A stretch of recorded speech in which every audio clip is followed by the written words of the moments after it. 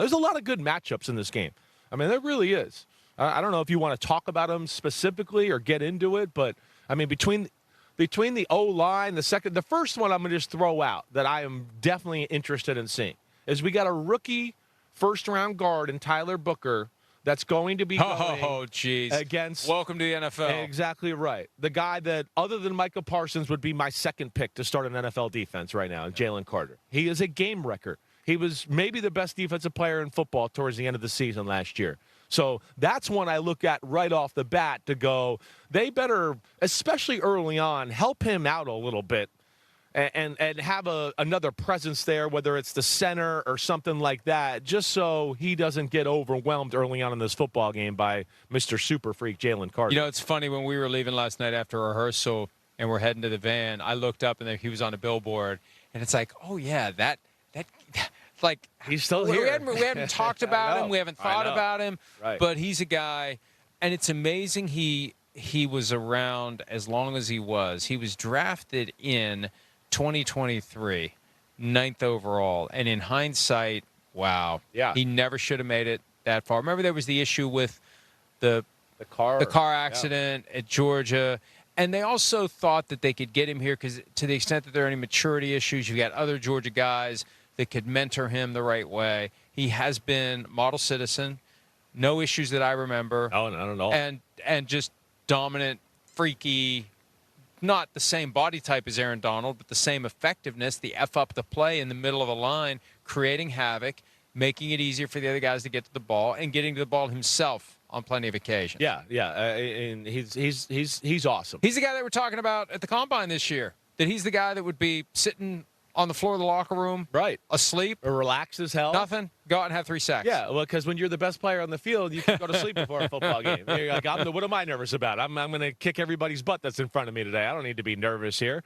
So yeah, and Pete got in my ear. He goes, "Would he be good on every team?" I go, "Yeah, Pete, he'd be good on every team. He's a star." Now, this maybe being on this team maybe put him on our radar and put him in some positions to show us how great he was maybe quicker, because there's so many good guys on this team. You couldn't focus on him all the time, and they play in so many big games that we've seen him make big plays in these big games and national TV games, to where I think it raises his stardom maybe quicker here in Philadelphia. But I think he's good no matter what.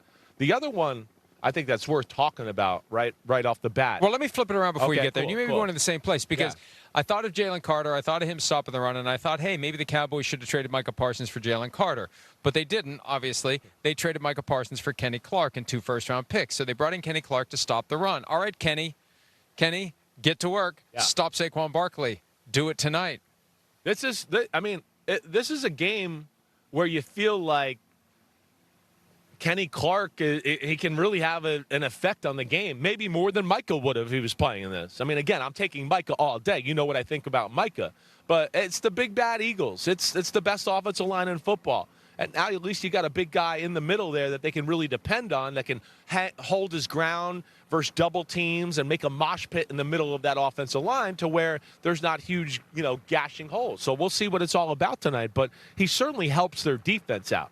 He does, but like but within helping the defense out, I don't want to hear the crap of like, oh, we got to stop the run defense. We got rid of one of the best pass rushers in the history of football, but we're gonna. It's all about the 10th year D tackle who didn't play that great last year, and this is gonna save our team. I don't want to hear that crap, but he is a good addition for their football team. There's no doubt about that. All right, you were starting another one. What else you got? Well, I just think that like we kind of hit on the Eagles receivers, but I think the other aspect is the guys covering them. Oh yeah, right. And we know, just as we've talked about here just the last few minutes, I mean, the Eagles are going to run the ball. You're going to have to get extra people down in there to stop the run, especially with the threat of Jalen Hurts keeping it.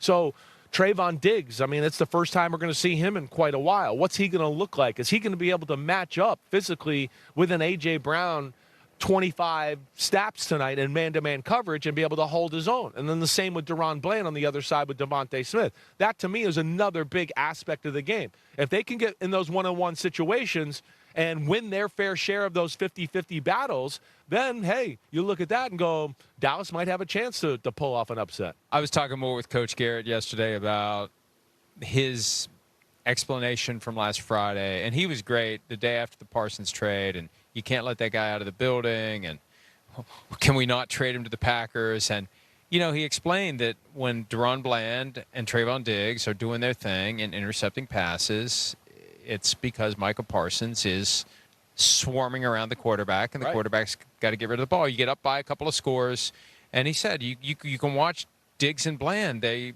look at the quarterback, you take a couple steps, and the ball's thrown to you. Yeah. Because the guy's just panicking to get rid of the football. So without Micah Parsons there to put the heat on Jalen Hurts, you're going to have issues in trying to cover A.J. Brown and Devontae Smith. Yeah, I mean, Jason Garrett's point's real. When you have a great pass rush like that, it allows the corners and safeties, yes, to kind of peek in the backfield or not feel like, ooh, I have to back up and backpedal and turn and run all the time, because I've got good evidence that usually teams don't have the ability to, the quarterback doesn't have the time to where I'm going to turn and run and they can throw the ball 45, 50 yards down the field.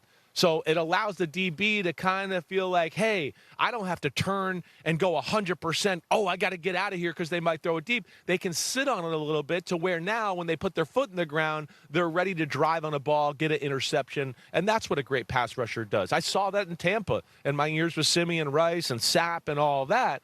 I mean, there'd be certain situations where I was like, hey, Rondé knows the pass rush is getting there, and he knows he's got a good feel for what they're doing. He's going to take a chance on one here soon. And before you knew it, it was boom, interception, Rondé Barber. And as awesome as Rondé was, yeah, it went, hand in hand with that pass rush too. Well, and think about it. When we see the play that's called breakdown and the quarterback's running around, it's a lot harder to run around when Micah Parsons is the one that's chasing That's the truth. And then so you don't have to, as the defensive back, you're not like, oh my God, where'd my guy go? 8 seconds. Right.